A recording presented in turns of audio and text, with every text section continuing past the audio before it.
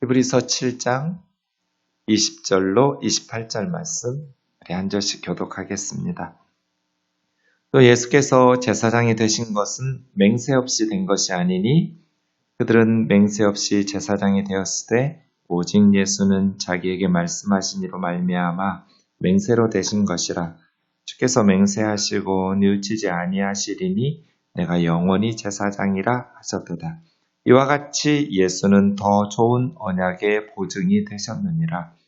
제사장 된 그들의 수요가 많은 것은 죽음으로 말미암아 항상 잊지 못함이로되 예수는 영원히 계심으로 그 제사장 직분도 갈리지 아니하느니라. 그러므로 자기를 힘입어 하나님께 나아가는 자들을 온전히 구원하실 수 있으니 이는 그가 항상 살아계셔서 그들을 위하여 간구하시니라. 이러한 대제사장은 우리에게 합당하니 거룩하고 악이 없고 더러움이 없고 죄인에게서 떠나 계시고 하늘보다 높이 되시니라.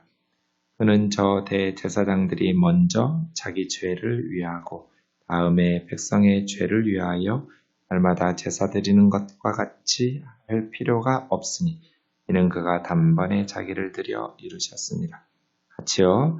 율법은 약점을 가진 사람들을 제사장으로 세웠거니와 율법 후에 하신 맹세의 말씀은 영원히 온전하게 되신 아들을 세우셨느니라. 아멘. 우리가 어제 그동안 율법으로 세워졌던 레위지파 아론 계열의 제사장들이 시편 110편 4절에 다윗의 예언에 의해서 때가 되면 멜기세덱 계열의 영원한 제사장으로 변화돼야 된다는 것을 함께 생각해 보았습니다. 제사장 직분이 바뀌게 된다. 레위지파 아론의 계열에서 멜기세덱 계열의 제사장으로 이것이 시편 110편 4절 다윗의 입을 통해서 하나님께서 예언하셨던, 약속하셨던 것입니다. 왜 바꾸어야 되는가? 어제 우리가 11절에서 본 것처럼 레위계통의 제사 직분으로 말미암아 하나님의 백성들이 온전함을 얻을 수 있었다면 어찌하여 아론의 반차 따르지 않고 멜기세덱 반차를 따르는 다른 한 제사장을 하나님께서 다윗의 입을 통해서 예언하시고 세우실 필요가 있겠느냐? 레위 계열의 제사장 직분의 짐승 제사와 사역을 통해서는 하나님의 백성들이 온전함을 얻을 수 없었기 때문에 레위 계열의 사역을 통해서는 하나님의 백성을 온전히 하나님 앞으로 인도할 수 없기 때문에 하나님께서 때가 되면 바꾸시는 거죠. 그래서 18절, 19절 전에 있던 계명은 연약함으로 무익해서 폐하고 율법이 잘못된 게 아니에요. 약해요. 무기력해요. 무능해요. 그래서 도움이 되지 않아요. 하나님의 백성들을 온전히 구원하는 일에 연약해요. 그래서 폐하고 율법은 아무것도 온전하게 못할지니라. 율법이 뭐가 잘못돼서 연약하고 무능하고 그래서 무익해서 폐하는 것이 아니에요. 율법은 하나님의 말씀, 하나님의 법이기 때문에 퍼펙트하죠. 문제는 율법이 무능해진 것은 사람들이 그 율법 하나님의 말씀에 순종하지 않기 때문이죠. 율법이 육신으로 말미암아 연약하여 할 수 없는 그것을 하나님은 하시나니 로마서 8장 4절에서 사도 바울이 말하는 것처럼 율법이 왜 연약하냐면 우리의 죄악된 본성인 육신 때문이에요. 율법이 육신으로 말미암아 연약하여 못해요. 율법은. 인간들이 그 말씀에 순종하지 않으니까. 그래서 하나님의 백성들을 천국까지 데리고 갈 수가 없어요.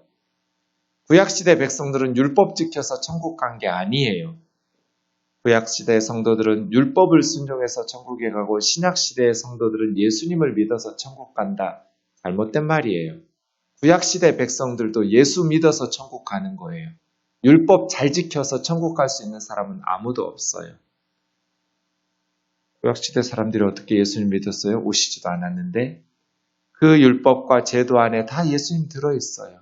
그래서 구약 성경이 예수님에 대한 이야기였고 그들이 알든지 모르든지 그들이 짐승 제사를 드릴 때 또 율법의 모든 것들은 다 예수 그리스도를 보는 거예요.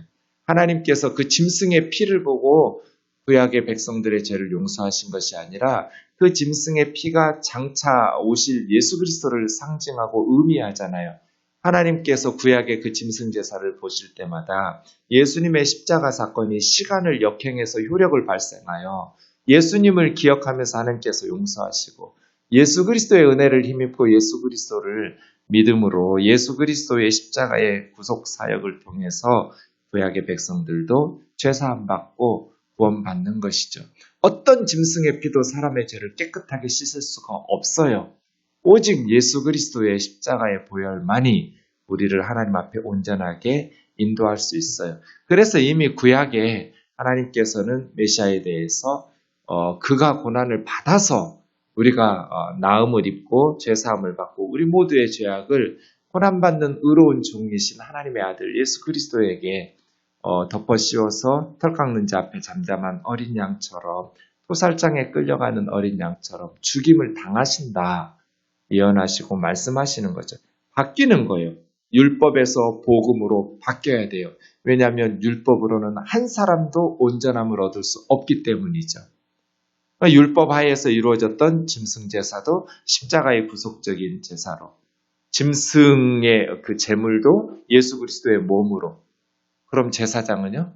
레위 계열의 제사장들은 짐승 제사 드리라고 세우신 거잖아요. 그러니 십자가의 제사를 드릴 수 있는 제사장을 세워야죠. 이 제사를 드리는 제사장은 누구예요?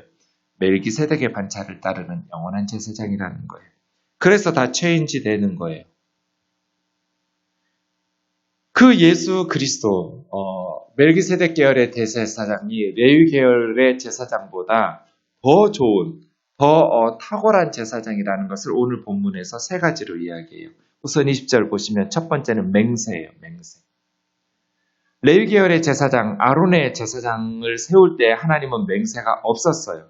출애굽기 28장 1절에 보시면 너는 이스라엘 자손 중 내 형 아론과 그 아들들 곧 아론과 아론의 아들들 나답, 아비우, 엘르아살, 이다말을 그와 함께 내게로 데리고 나오게 하여 나를 섬기는 제사장 직분을 행하게 하라. 이게 그냥 하나님께서 모세에게 주신 말씀 명령이죠. 맹세가 없었어요. 하나님께서 아론을 세우면서 대제사장으로 임명하고 그의 아들들을 제사장으로 임명하실 때 맹세하시고 세우신다는 말씀이 없어요. 그냥 데려다가 제사장으로 임명하라. 명령뿐이죠. 그런데 예수님께서 대제사장으로 임명되실 때 하나님께서 맹세를 하셨어요. 네, 그 21절이죠. 어제 우리가 찾아보았던 시편 110편 4절이요. 그들은 맹세 없이 제사장이 되었을 때 오직 예수는 자기에게 말씀하신 이로 말미암아 맹세로 되신 것이라. 주께서 맹세하시고 뉘우치지 아니하시리 내가 영원히 제사장이라. 이게 시편 110편 4절의 말씀이잖아요. 맹세하시면서 하나님께서 그냥 아론 데려다가 제사장으로 세워라 하고 말씀만 하셔도 그럼 변경이 불가능하죠. 그런데 예수님을 세우실 때는 멜기세덱의 반차를 따르는 영원한 제사장이라고 말씀하실 때는 맹세까지 하셨으니 변경 불가죠. 이게 첫 번째 차이점이에요. 레위계열의 제사장들에게 하나님께서는 맹세하신 적이 없어요. 그런데 멜기세덱 계열의 제사장을 세우실 때는 하나님께서 맹세하시고 말씀하셨어요. 그러니까 누가 더 중요하고 누가 더 탁월한 제사장이에요? 멜기세덱 계열의 제사장이라는 거예요. 하나님께서 누구를 더 강추하신 거예요? 레위 계열의 제사장이 아니라 멜기세덱 계열의 제사장을 하나님께서는 더 강력 추천하신 거죠. 더 하나님께서 맹세하셨다라는 것은 그만큼 우리가 신뢰할 수 있는 말씀과 약속인 것이죠. 두 번째, 레위 계열과 멜기세덱 계열의 차이는 영원이라는 단어에 있어요. 23절 말씀에 보시면 레위 계열의 제사장들은 숫자가 많아요. 왜요? 죽으니까요. 항상 잊지 못하고 죽고 나면 제사장 역할 끝. 그 다음 아들이 제사장의 역할을 이어받아서.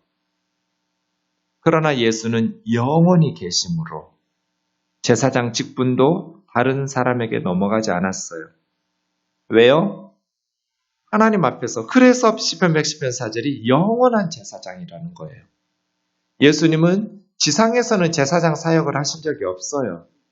그냥 십자가 사건 때 대제사장이 되시고 희생 제물도 되셔서 자기 몸으로 구원받을 하나님의 백성들의 죄를 지르는 속죄 제사를 드리셨어요. 십자가 사건에서.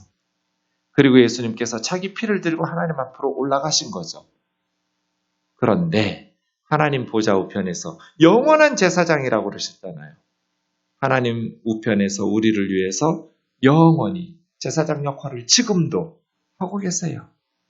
그래서 25절이죠. 그러므로 자기를 힘입어 하나님께 나아가는 자들을 온전히 구원하실 수 있으니 이는 그가 항상 살아계셔서 그들을 위하여 간구하시느니라. 예수님께서 레위 계열의 제사장들보다 더 탁월하고 좋으신 제사장인 이유는 영원히 지금 우리가 하나님 앞에 가면 소망이 없어요. 그런데 우리에게 소망이 있는 건 예수님께서 우리를 위한 대제사장의 사역을 지속하고 계시기 때문이에요. 우리가 잘나서 우리 기도가 응답되는 게 아니에요.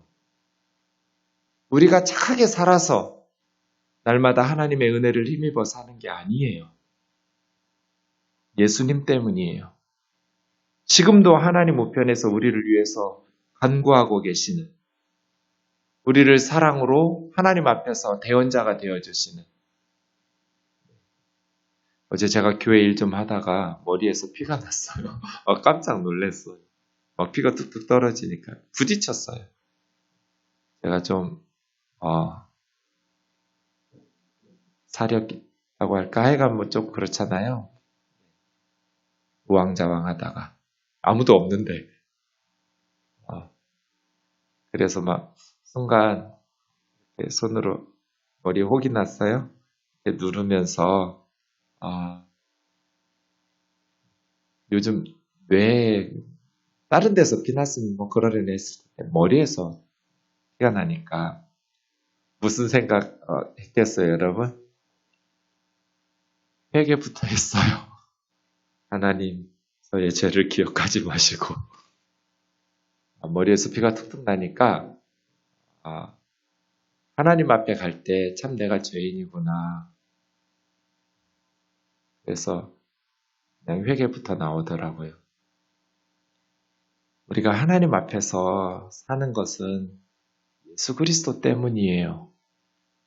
내가 착하게 살고 주의 일을 많이 하고 거룩하고 막상 머리에서 피나니까 아무 생각도 안 나요. 주님이 죄인을 용서해 주세요. 예수 그리스도의 보혈, 예수님의 십자가밖에 붙잡을 게 없어요. 하나님 앞에 간다 생각하니까. 예수님께서 레위 계열의 제사장들보다 더 좋은 이유, 그분은 우리를 위한 영원한 제사장이시기 때문이에요. 나의 의나 나의 거룩이나 나의 신앙을 가지고 하나님 앞에 설 수 없어요. 모든 선한 것은 다 예수님의 대제사장직의 사역을 통해서 하나님으로부터 우리에게 와요. 예수님 때문에 우리에게 하나님의 긍휼과 하나님의 자비와 사랑이 임해요. 모든 선한 것은 다 하나님의 선물인데 그 하나님의 선물은 예수 그리스도의 사역 때문이에요. 이게 두 번째예요. 예수님은 영원한 제사장이다. 지금도 하나님 우편에 앉아 계셔서 우리를 위해서 하나님 앞에 간구하고 계신다고. 여러분을 위해서, 저를 위해서 하나님에게 기도하고 계시는 분, 하나님 앞에 간절히 구하시는 분, 그러므로 자기를 힘입어 하나님께 나아가는 자들을 온전히 구원하실 수 있으니 예수님을 힘입어 하나님 앞에 나아가는 자들을 온전히 구원하실 수 있으니 항상 살아계셔서 우리를 위한 대제사장이 되어주셨기 때문이죠. 이것이 두 번째. 제가 개척하고 참 목회가 힘들더라고요. 개척교회가 참 힘들었어요. 외롭기도 하고요. 참 나의 무능함을 깨닫기도 하고요. 성도들한테 괜히 미안하고요. 내가 무능해서 교회가 성장하지 못하고 애들까지 고생하고 그런 것 같아서 여러 가지 참 힘든 부분들 많은데요. 그때마다 용기가 나는 건 날 위해서 기도해 주시고 계시는 우리 어머니, 또 우리 장모님, 또 권사님들이 열심히 기도하고 계신다는 걸 생각하면 힘이 나더라고요. 근데 예수님께서 항상 살아계셔서 우리를 위해서 간구하신다는 것을 생각하면 이건 어머니들의 기도는 비교할 것도 아니에요. 엄청난 힘이 나요. 여러분이 힘들 때, 낙심될 때, 외로울 때, 절망 속에서 헤매일 때, 도저히 감당할 수 없는 삶의 버거운 짐을 질 때, 우리가 기억해야 될 것은 날 위해서 우리 주님이 기도하고 계신다는 것. 나를 위한 제사장이 되셔서 나를 위해서 간구하고 계신다는 것. 그 사실을 기억하면 우리가 포기할 수도 없고 낙심할 필요도 없어요. 주님은 내 형편을 알고 계시고 나를 위해서 간구하고 계시니까요.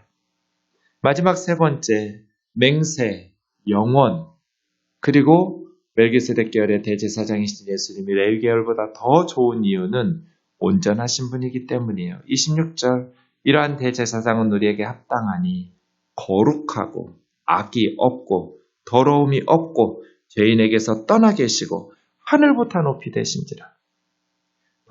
저 레위 계열의 대제사장들은 먼저 자기 죄를 위해서 속죄제사 드리고 다음에 백성들을 위해서 날마다 제사를 드렸지만 우리 예수님은 그렇게 할 필요가 없었으니 단번에 십자가에서 자기 자신의 몸을 희생제물 삼아 드렸느니라. 왜? 예수님은 죄가 없으시니까 먼저 자기 죄를 위해서 속죄제사 드리고 그 다음 백성들의 죄를 위해서 속죄제사를 드릴 필요가 없었어요.